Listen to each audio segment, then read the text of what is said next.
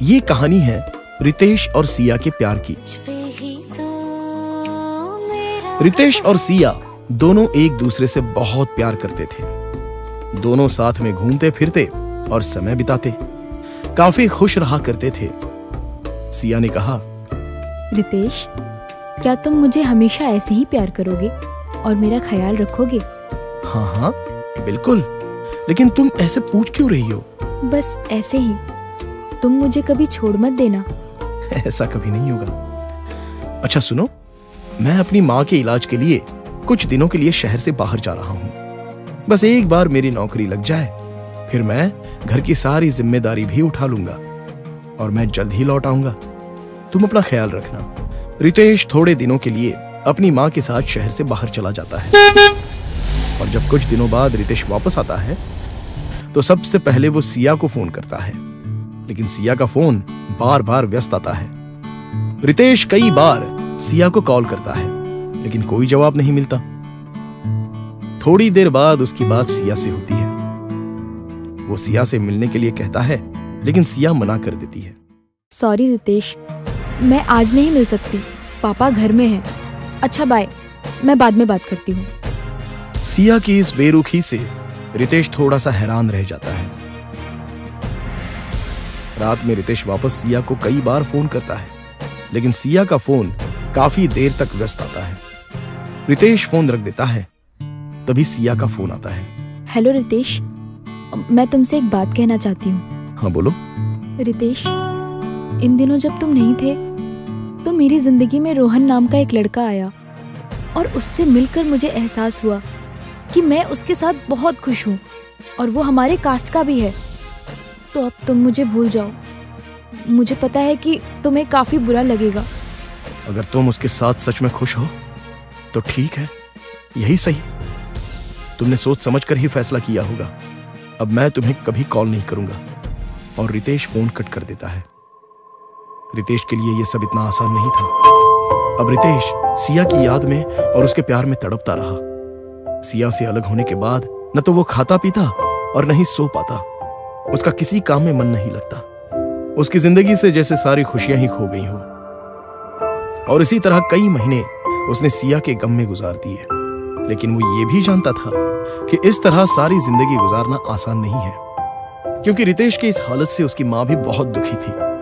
इसलिए रितेश ने सब कुछ भूलकर अब जीवन में खुश रहने का फैसला कर लिया, जो उसने आज तक नहीं किया था और जिसका सपना वो हमेशा देखता था। रितेश अब एक नया इंसान बन चुका था। वो हर महीने कहीं ना कहीं ट्रिप पर चला जाता था, अपने दोस्तों के साथ मस्ती करता था और खुश रहता था। और कुछ समय बाद काजल नाम की एक खूबसूरत लड़की उसकी जिंदगी में आई, जो उसे सिया से भी ज्यादा प्यार करने लगी थी। अब रितेश अपनी जिंदगी में बहुत खुश था। उसके जीवन में अब किसी चीज की कोई कमी नहीं थी। अचानक ही 2 साल बाद एक दिन सिया का फोन रितेश को आता है। रितेश, कैसे हो? मैं ठीक हूं, तुम बताओ कैसी हो, और रोहन कैसा है? तो सिया रोने लगी। क्या हुआ, सब ठीक तो है ना? रितेश, मैंने बहुत बड़ी गलती कर दी। अब मुझे पता चल गया कि मुझे तुमसे ज्यादा कोई प्यार नहीं कर सकता। रोहन ने सिर्फ मुझे फिजिकल रिलेशन बनाने के लिए मेरा यूज किया। मैं बहुत परेशान हूँ। क्या तुम मुझसे मिलोगे? तब रितेश ने कहा, नहीं सिया, अब मेरी जिंदगी में कोई और आ चुका है और मैं उसे धोखा नहीं दे सकता। ऐसा मत कहो रितेश, मैं अब भी तुमसे प्यार करती हूँ। लेकिन मैं सिर्फ काजल से प्यार करता हूँ। तुम अपना ख्याल रखना। Bye and take care. जैसे काजल रितेश की सारी बातें सुन लेती है, रितेश काजल को सब सच बताता है और फिर काजल रितेश को गले से लगाती है और कहती है, रितेश, मैं बहुत लकी हूँ कि मुझे तुम मिले और सिया बहुत बदकिस्मत है कि वो तुम्हें पाकर भी ना पा सकी। I am really so lucky. I love you a lot.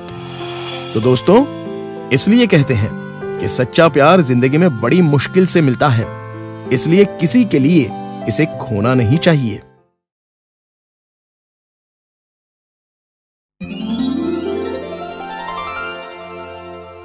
Delhi शहर के एक हॉस्टल में अमित नाम का एक लड़का रहता था।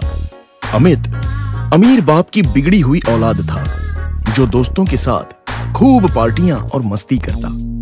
अमित हर दिन अलग अलग लड़कियों के साथ चक्कर चलाता और इसी तरह कई लड़कियों की जिंदगी बर्बाद कर चुका था। एक दिन अमित अपने दोस्तों के साथ पब में बैठा शराब पी रहा था। तभी उसका दोस्त विशाल बोला, क्या बात है मेरे भाई, कई दिन से तेरे साथ कोई हीरोइन नहीं आई। क्या बताऊं यार, आज की लड़कियों से थोड़ा हाय हेलो कर लो तो वो शादी करने के लिए गले ही पड़ जाती हैं। अब फिर कोई नई मुर्गी फंसानी पड़ेगी। देर रात हो चुकी थी और सभी ने काफी शराब पी ली थी। उसके बाद अमित ने अपनी कार ली और दोस्तों के साथ अपने हॉस्टल के लिए निकल गया।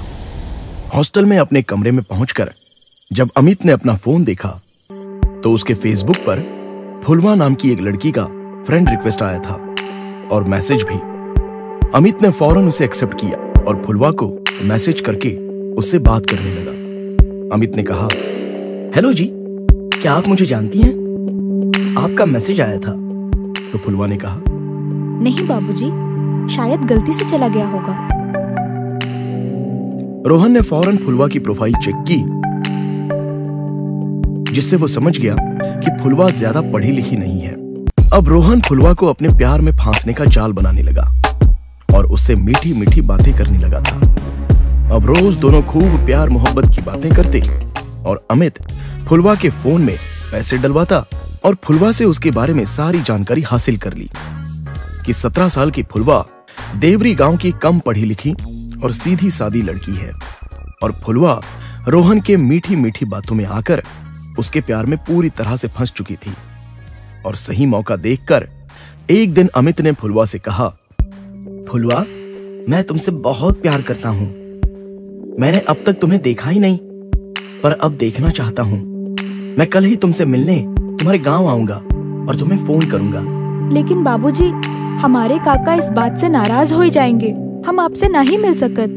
पर अमित की जिद के आगे फुलवा की एक न चली और उसने मिलने के लिए हाँ कर दी।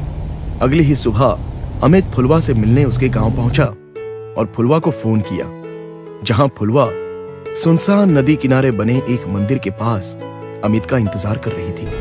अमित वहां पहुंचा और बेहद खूबसूरत फुलवा को देखकर वो हैरान रह गया। तुम सचमुच बहुत खूबसूरत हो। चलो मैं तुम्हें मेरी कार में कहीं घुमा लाता हूँ। फुलवा घबराकर बोली, नहीं बाबूजी, हमारे काका को पता चला तो गजब हो जाएगा।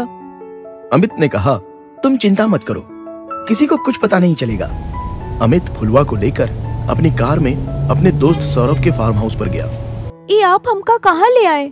ये मेरे दोस्त का फार्म हाउस है, यहाँ हमें कोई परेशान नहीं करेगा। अमित फुलवा को एक कमरे में ले गया और अंदर से कुंडी लगा ली और धीरे धीरे फुलवा के नजदीक जाने लगा। अब मैं तुमसे जी भर के प्यार कर सकता हूँ।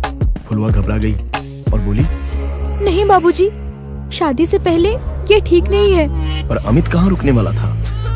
वो फुलवा के साथ जबरदस्ती करने लगा। फुलवा चीखने लगी, पर अमित फुलवा की इज्जत लूटकर वहां से फौरन हॉस्टल भाग गया। कुछ दिन बाद अमित के फोन में कुछ फोटोज आए जिसमें वो फुलवा के साथ जबरदस्ती कर रहा था और साथ में एक ब्लैकमेल भरा मैसेज भी था कि 5 लाख रुपए लेकर वो गांव के नहर के पास मिले, नहीं तो वो फोटो पुलिस को दे दी जाएंगे। अमित घबरा गया और 5 लाख लेकर नहर के पास पहुंचा, जहां सिगरेट पीता खूंखार सा दिखने वाला एक आदमी खड़ा था। उसने अमित से पैसों से भरा बैग लिया। तभी वहां मॉडर्न ड्रेस में फुलवा भी आई और बोली, आइए अमित बाबू, आखिर आप हमारे जाल में फंस ही गए। फुलवा को नए अंदाज में देखकर अमित एकदम हैरान रह गया। अमित ने कहा, फुलवा तुम? फुलवा नहीं, रोजी हमारा असली नाम है। और तब जाकर अमित को सारी बात समझ में आई कि ये सब उस लड़की रोजी ने अपने दोस्त के साथ मिलकर अमित को फांसने और पैसे लूटने के लिए किया था। अमित बाबू, अब हर 3 महीने में मुझे 1 लाख रुपए मिल जाएं, वरना ये फोटो मैं पुलिस में दे दूंगी, समझे? अमित अपने बनाए जाल में अब खुद ही फंस चुका था। उसे एहसास हो चुका था कि बुराई के रास्ते में चलने वालों के साथ हमेशा बुरा ही होता है। पर अब देर हो चुकी थी। तो दोस्तों, ऐसी ही मजेदार कहानियां देखने के लिए हमारे चैनल को आप सब्सक्राइब करना ना भूलिए। फिर मिलेंगे एक नई कहानी के साथ।